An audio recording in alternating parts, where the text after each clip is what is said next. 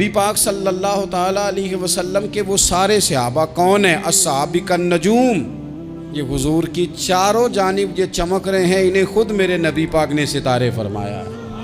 ایک سمت علی، ایک سمت عمر، صدیق ادھر، عثمان ادھر، ان جگمگ جگمگ تاروں میں بھلا مہتاب کا عالم کیا ہوگا؟ اور ہر کوئی فدا ہے بن دیکھے تو پھر دیدار کا عالم کیا ہوگا؟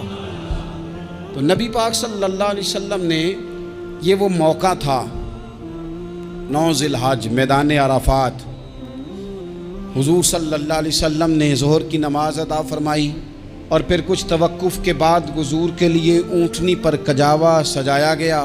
حضور اپنی کسوا نامی اونٹنی پر سوار ہوئے، میرے محبوب نے خطبہ دینے کا ارادہ فرمایا۔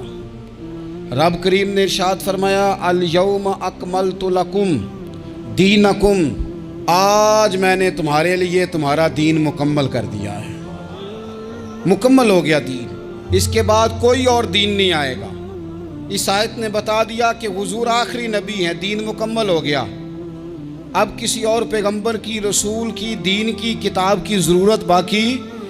آج میں نے تمہارے لیے تمہارا دین مکمل کر دیا۔ اور کیا خوبصورت لفظ ہیں قرآن پاک میں فرمایا وَأَتْمَمْتُ عَلَيْكُمْ نِعْمَتِي، اور آج میں نے تم پر اپنی نعمتیں تمام کر دی ہیں، نعمتیں مکمل کر دی۔ وَرَضِيتُ لَكُمُ الْإِسْلَامَ دِينًا، اور اللہ فرماتے ہیں میں نے تمہارے لیے دین اسلام کو پسند کیا ہے، یہ میری رضا ہے، یہ دین اسلام تمہارے لیے پسند کیا ہے۔ کوئی بندہ ساری زندگی مخلوق کی خدمت کرے، ساری زندگی رستوں سے کانٹے اٹھائے، ساری زندگی خیر کا کام کرے، کسی کو تکلیف نہ دے، لیکن اگر مسلمان نہیں نا، اگر کلمہ نہیں نہ پڑھتا تو اس کی ساری عمر کی خیر بھی کسی کام کی نہیں۔ اس لیے کہ رب فرماتا ہے جڑ دین اسلام ہے، جڑ ہوگی تو پھر شاخیں قبول کی جائیں گی نا، تو اگر جڑ ہی سرے سے نہیں ہے تو خیر کرنے کا معنی۔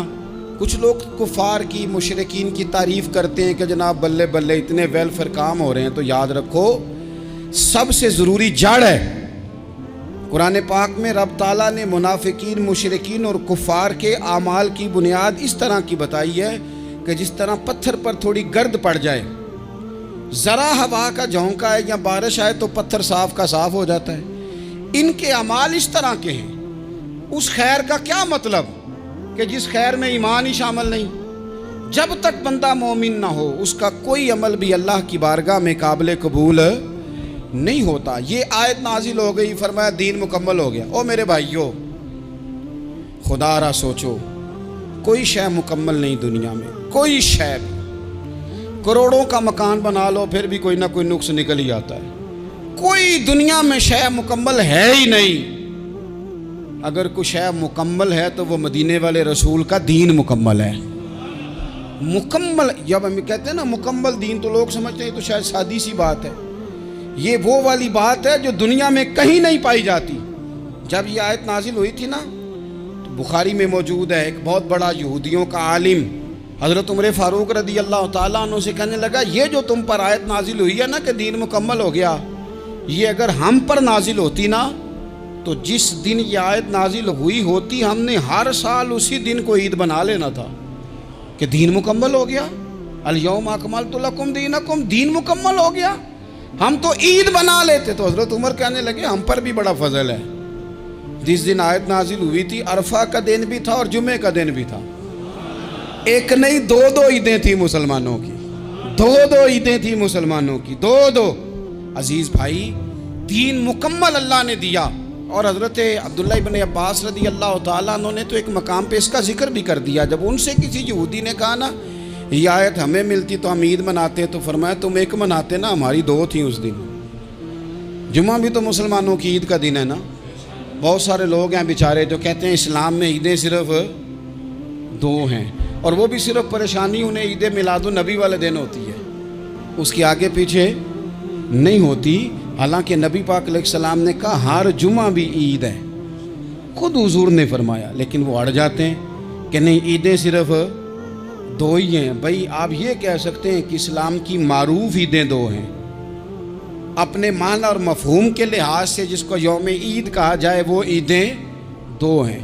نبی پاک صلی اللہ تعالیٰ علیہ وسلم نے میدان عرفات میں خطبہ دیا۔ یہ جو وعظ و نصیحت ہے نا، خطبہ تقریر، یہ دنیا کر رہی ہے، کرتی رہے گی، کرتی چلی آئے گی، اور اس کو میرے نبی پاک علیہ السلام نے پسند فرمایا۔ خیر کی بات کرنے والے کو حضور نے دعا دی۔ محبوب فرمانے لگے اللہ جو میری حدیثیں یاد کر کے آگے پہنچائے اس کے چہرے کو تر و تازہ رکھنا۔ یہ ابلاغ دین بہت بڑی بات ہے اگر کوئی خلوص نیت سے کرے، لیکن کائنات ارضی میں وہ جو حضور کا خطبہ حجۃ الوداع ہے، وہ دستور ہے، وہ منشور ہے۔ انسانی حقوق پر اس سے بڑا چارٹر نہ پہلے کبھی تھا نہ قیامت تک دوبارہ بن سکتا ہے۔ اس کو خطبہ حجۃ الوداع کیوں کہتے ہیں؟ ایک تو مطلب یہ کہ حضور نے یہی آخری حج کیا، اور دوسری بات یہ تھی کہ اس خطبے کے تھوڑے ہی عرصے بعد میرے نبی پاک نے وصال ظاہری فرمایا، اور اس خطبے کو رسول پاک صلی اللہ تعالیٰ علیہ وسلم نے شروع کہاں سے فرمایا؟ یہ خطبہ دیکھیں شروع کہاں سے ہو رہا ہے۔ انسان دنیا میں ملتا بھی ہے، جدا بھی ہوتا ہے۔ یہ جو جدائی کا وقت ہوتا ہے نا، جدائی کا، شاید بڑی سوچ سمجھ کے کہا تھا حضرت میاں صاحب نے، بڑی غور کر کے انہوں نے کہا تھا کہ دریا کنڈے روخ نہ لائیے، جو آوے روڑ جاوے۔ آپ میدان میں درخت لگاتے ہیں تو کبھی پھل گرتا ہے تو زمین پہ گرتا ہے، اٹھا لیتے ہیں۔ اگر دریا کے کنارے ہو تو وہ تو دریا میں گرے گا اور روڑ جائے گا، چلا گیا، بہہ گیا۔ فرمانے لگے دریا کنڈے روخ نہ لائیے، جو آوے روڑ جاوے تے پردیسی نال نہ یاری لائیے۔